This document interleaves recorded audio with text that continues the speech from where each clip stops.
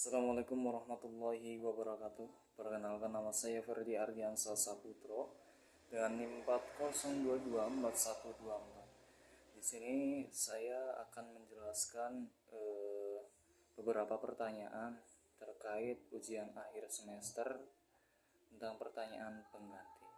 Di sini saya akan menjawab pada pertanyaan yang pertama. Langsung saja ke inti jawabannya.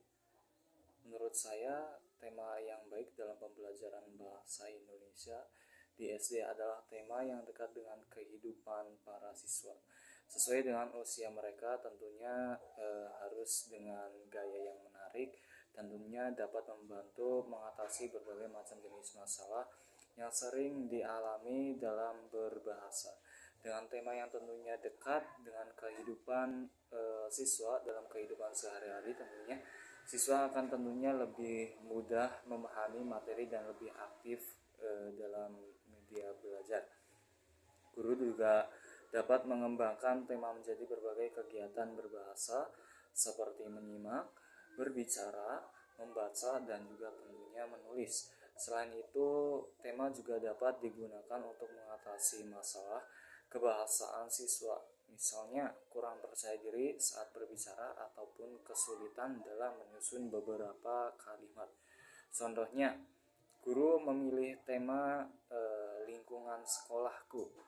Dari tema tersebut, siswa dapat mengamati lingkungan sekolah berdasarkan diskusi tentang kebersihan sekolah ataupun yang lainnya. Membaca teks tentang lingkungan lalu menulis pengalaman menjaga kebersihan sekolah. Dengan kegiatan tersebut, kemampuan berbicara dan menulis siswa tentunya dapat berkembang sekaligus meningkatkan kepedulian terhadap lingkungan. Selanjutnya di sini saya akan menjelaskan pada pertanyaan yang kedua, yaitu guru masa kini. Menurut saya, guru bahasa Indonesia masa kini harus memiliki kompetensi pedagogik, profesional tentunya, sosial, dan juga memiliki kepribadian. Selain itu, guru juga tentunya harus menguasai materi. Guru juga harus memahami karakteristik peserta didik dan memanfaatkan teknologi dari pembelajaran. Peran guru tentunya saat ini tidak hanya sebagai penyampai materi saja, tetapi juga sebagai fasilitator, motivator, pembimbing, dan juga pengembang pembelajaran. Guru harus tentu menciptakan suasana belajar yang aktif dan juga menyenangkan sehingga siswa tidak hanya mendengarkan tetapi juga terlibat langsung dalam proses pembelajaran. Di era digital ini tentunya guru dapat memanfaatkan video pembelajaran, aplikasi kuis interaktif, atau bahan bacaan digital. Misalnya saat belajar teks cerita, guru tentu dapat menampilkan video cerita rakyat melalui proyektor.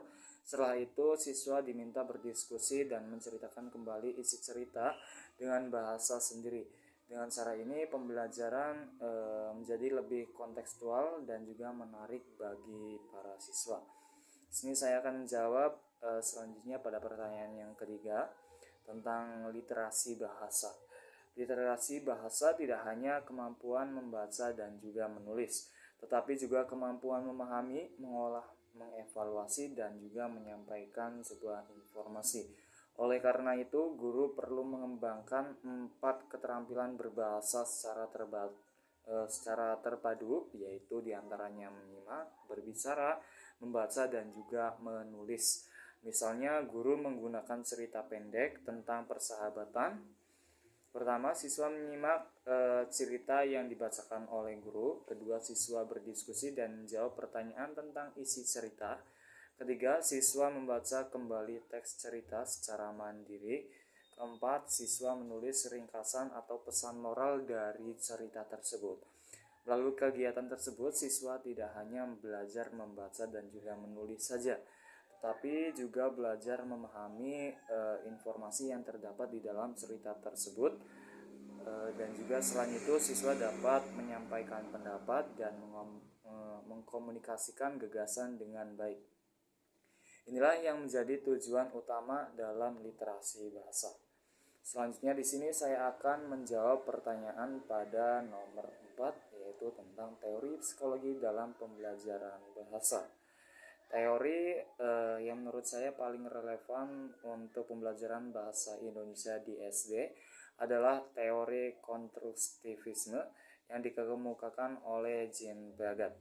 Teori ini menjelaskan bahwa anak membangun pengetahuannya sendiri melalui pengalaman dan juga interaksi dengan lingkungan sekitar mereka. Dalam pembelajaran bahasa Indonesia, siswa tidak hanya menerima informasi dari guru saja, tetapi juga aktif menemukan pengetahuan melalui kegiatan pembelajaran. Guru juga tentunya berperan sebagai pembimbing yang tentu dapat memberikan pengalaman belajar yang bermakna. Contohnya saat mempelajari teks deskripsi, Guru mengajak siswa untuk mengamati taman sekolah. Setelah melakukan pengamatan, siswa diminta menyebutkan ciri-ciri taman secara lisan dan kemudian menuliskannya menjadi teks deskripsi yang lebih sederhana. Dengan cara ini, siswa memperoleh pengalaman langsung sehingga lebih mudah memahami materi yang ada. Selanjutnya di sini saya akan menjawab pertanyaan nomor 5, yaitu tentang inovasi teknologi dalam pembelajaran bahasa dan juga sastra. Salah satu inovasi teknologi yang dapat digunakan dalam pembelajaran bahasa dan sastra Indonesia adalah penggunaan video pembelajaran melalui YouTube. Teknologi ini memungkinkan siswa memperoleh pengalaman belajar yang lebih menarik karena memadukan unsur gambar, suara, dan juga teks juga termasuk. Manfaat penggunaan YouTube adalah meningkatkan minat belajar siswa, membantu memahami materi yang tentunya abstrak, dan memberikan contoh nyata penggunaan bahasa yang baik. Selain itu, siswa juga dapat mengakses materi kapan saja. Namun terdapat beberapa kendala seperti mungkin keterbatasan internet, kurangnya perangkat, ataupun kemungkinan siswa lebih fokus pada hiburan daripada segi pembelajaran.